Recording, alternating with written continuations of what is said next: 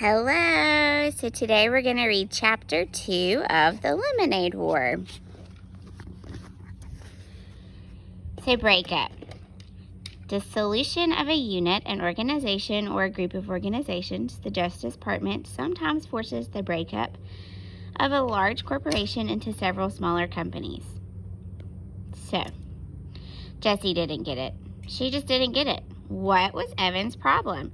He'd been acting like a weirdo for 2 days now, and it was 2 days ago that the letter had arrived. But why would he be so upset about that letter? This is a puzzle, Jessie told herself. And I'm good at puzzles. But it was a puzzle about feelings, and Jessie knew that feelings were her weakest subject. Jessie sat in the cool darkness of the basement and thought back to Monday, the day the letter had come. Everything had been normal. She and Evan were putting together a lemonade stand in the driveway when the mailman walked up and handed Jessie a bundle of letters. Evan never bothered to look at the mail, but Jessie was always entering contests and expecting to win, so she flipped through the letters right away. Boring, boring, boring, said Jessie as each letter flashed by. Hey! Something from school addressed to Mom. She held up a plain white envelope. What do you think it is? Dunno, said Evan. He was in the garage uncovering the small wooden table they usually used for a stand. It was buried under 2 snow tubes, 2 boogie boards, and the garden hose. Jessie watched while Evan gave a mighty pull and lifted the table up over his head. Wow, he's gotten so big, thought Jessie, remembering what Mom had said about Evan's growth spurt. Sometimes Jessie felt like Evan was growing twice as fast as she was. Growing up, growing away. It looks important, said Jessie. It looks like bad news, is what she thought in her head. Was there a problem, a complaint, a mix-up? All the nervousness she'd been feeling about skipping to 4th grade suddenly burbled up inside her. The table's really dirty, said Evan. Do you think we can just cover it with a lot of cups and pitcher and no one will notice? Jessie looked. The table was streaked with black. No. Evan groaned. I'll clean it, said Jessie. Evan had only agreed to have a lemonade stand because it was one of her favorite things to do. The least she could do for him was clean the gunk off the table. Maybe, she said, holding up the envelope again. They're postponing school. Maybe the first day isn't going to be next Tuesday, you think? That got Evan's attention. Let's ask Mom to open it, he said. Up in the humming cool of her office,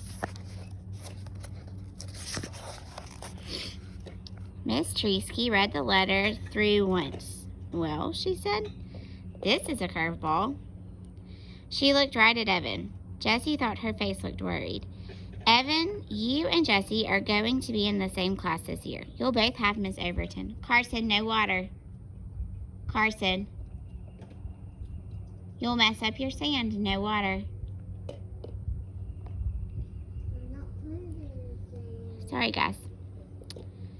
Let me read that again, just so you get the idea. Evan, you and Jessie are going to be in the same class this year. You'll both have Mrs. Overton. Jessie felt relief flood her entire body. The same class? If she could have wished for one thing in the whole world, that's what she would have wished for. She would be with Evan, and Evan would make everything easier. He would introduce her to all those 4th graders. He would show them that she was okay, not some puny 2nd grader who really didn't belong. But Evan didn't look happy. He looked angry. Why? He asked in an almost shouting voice. Miss Treesky scanned the letter. Well, the classes were small to start with, and now some of the 4th graders they thought would be attending aren't because they're moving or switching to private schools. So they need to combine the 2 small classes into one bigger class. That's so unfair, said Evan. I wanted Miss Scobie.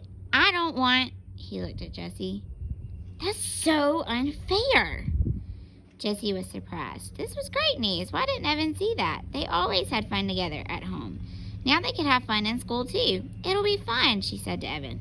It will not be fun, said Evan. School isn't fun. And then he stomped downstairs and locked himself in his room for the rest of the afternoon. They never finished the lemonade stand. And here it was 2 days later, and Evan was still all locked up, even though he wasn't in his room. He wouldn't talk to her, he wouldn't play with her. So Jessie went up to her room and did what she always did when she was upset or angry or sad or confused. She started reading Charlotte's Web. She had read the book about 100 times. She was at the good part, the happy part. Wilbur had just been named some pig, and he was getting all kinds of attention from the Zuckermans, the whole town. But Jessie couldn't settle into that happy feeling, the one that usually came with Charlotte said, "I dare say my trick will work and Wilbur's life can be saved." Instead, she kept noticing an unhappy feeling, tap, tap, tapping on her shoulder. And it wasn't the unhappy feeling that came from knowing that Charlotte was going to die on page 171. It was Evan. She couldn't stop thinking about what he had said. Jessie could only remember one other time that Evan had said, "I hate you," to her. Grandma had been over, and Evan needed help with his math homework. He had that frustrated, screwed-up mouth look that he sometimes got with math or spelling or writing reports. Mom called it his "he's gonna blow" look. But Grandma couldn't help him because it was all Greek to her. So Jessie had shown him how to do each problem. Well, she just sort of jumped in and done the problem for him. That was helping, wasn't it? Grandma had called her a girl genius, but Evan had ripped his paper in half and run upstairs shouting, "I hate you," just before slamming his door. That was last year. Jessie rested the book on her stomach and stared at the ceiling. People were confusing. She'd rather do 100 math problems than try to figure out someone else's mixed up feelings any day of the week. That's why she and Evan got along so well. He'd just tell her straight out, "I'm mad at you because you ate the last Rice Krispies treat." And then she could say, "Sorry, hey, I've got some Starbursts in my room. You want them?" And that would be that. Evan was a straight shooter, not like the girls at his school. The ones who had started the club. Carson, shh. Evan was a straight shooter, not like the girls at school, the ones who had started that club. She rolled over onto her side to get away from those thoughts. Across the room, against the opposite wall, she noticed 3 pieces of foam. A foam core her mom had brought for Jessie's Labor Day project. Every year, the Rotary Club sponsored a competition for kids to see who could come up with the best display related to the holiday. This was the first year Jessie was old enough to participate, and she had begged her mom to buy foam core and gel pens and fluorescent paper and special stickers for her display. She was determined to win the prize money, $100, but she hadn't been able to come up with a single idea that seemed good enough. So here it was, just 5 days before the competition, and the foam core was still completely blank. Jessie reached for her book. She didn't think about the girls at school, and she didn't want to think about the competition. She started reading again. Wilbur and Charlotte were at the fair, and Charlotte was beginning to show her age. Jessie read the words that Wilbur said to his best friend. "I'm awfully sorry to hear that you're feeling poorly, Charlotte. Perhaps if you spin a web and catch a couple of flies, you'll feel better." Yes. I can't reach it, Carson.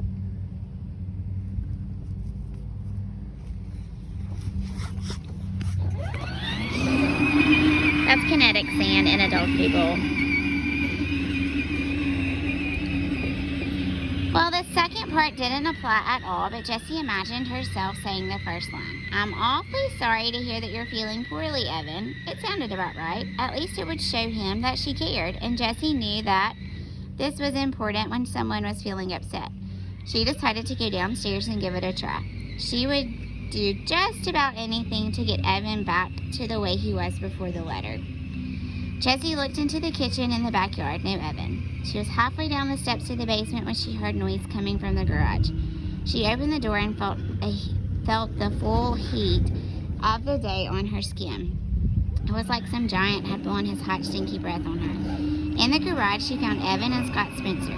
Weird, she thought. Evan doesn't even like Scott Spencer. They'd been on again, off again friends from kindergarten, but ever since Scott had purposely put Evan's bike helmet under the wheel of the Truskys minivan so that Miss Trusky ran over it when she backed out, the friendship had definitely been off.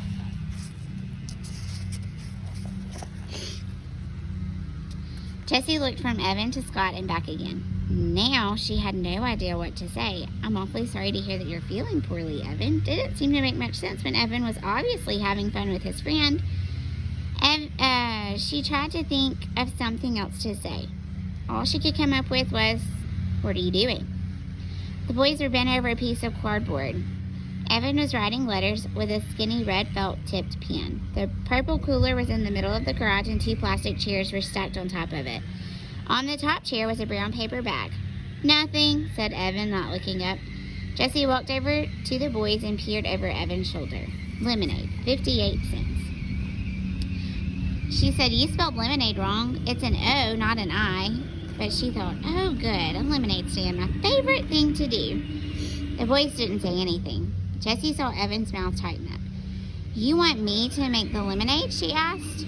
"Already made," said Evan. "I could decorate the sign," she said. "I'm good at drawing butterflies and flowers and things." Scott snorted. "We don't want girl stuff like that on our sign." "Do you want to use my lockbox to keep the money in? It's got a tray with separate compartments for all the different coins." "Nope," said Evan, still working on the sign. "Well," she said, looking around, "I can clean the table for you." The small wooden table, still covered with black streaks, was pushed up against the bikes. "We're not using it," said Evan. "But we always use the table for the stand," said Jessie. Evan pushed his face in her direction. "We don't want it."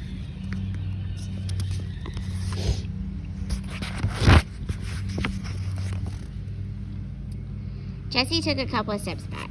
Her insides felt runny, like a fried egg that hasn't cooked enough, and she knew she should get back into the house, but for some reason her legs wouldn't move. She stood still, her bare feet rooted to the cool cement. Scott whispered something to Evan, and the 2 boys laughed, low and mean. Jessie swayed toward the door, but her feet stayed planted. She couldn't stand it that Evan wanted to be with Scott, who was a real jerk, more than her. "Hey," she said, "I bet you need change. I've got a ton. You could have all my change, as long as you pay it back at the end of the day."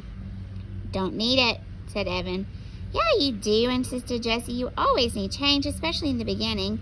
You'll lose sales if you can't make change." Evan capped the pen with a loud snap and stuck it in his pocket. "Scott's bankrolling us. His mom keeps a change jar, so we've got plenty." The boy stood up. Evan held the sign for Scott to read, turning his back to Jessie. "Awesome," said Scott. Jessie knew the sign was not awesome. The letters were too small and thin to read from a distance. Evan should have used a fat marker instead of a skinny felt-tipped pen. Everybody knew that. There weren't any pretty decorations to attract customers, and the word lemonade was spelled wrong. Why wouldn't Evan take a little help from her? She just wanted to help. Scott turned to her and said, "Are you really going to be in 4th grade this year?" Jessie's back stiffened. "Yep," she said. "Wow, that's so freaky." "Is not," she said, sticking her chin out. "Is too," said Scott. "I mean, you're a 2nd grader, and now you're going to be a 4th grader? That's just messed up." Jessie looked at Evan, but he was busy taping the sign to the cooler. "Lots of people skip grades," said Jessie. "It's not that big of a deal." "It's completely weird," said Scott. "I mean, you missed everything from a whole year. You missed the whole unit on Antarctica. That was the best."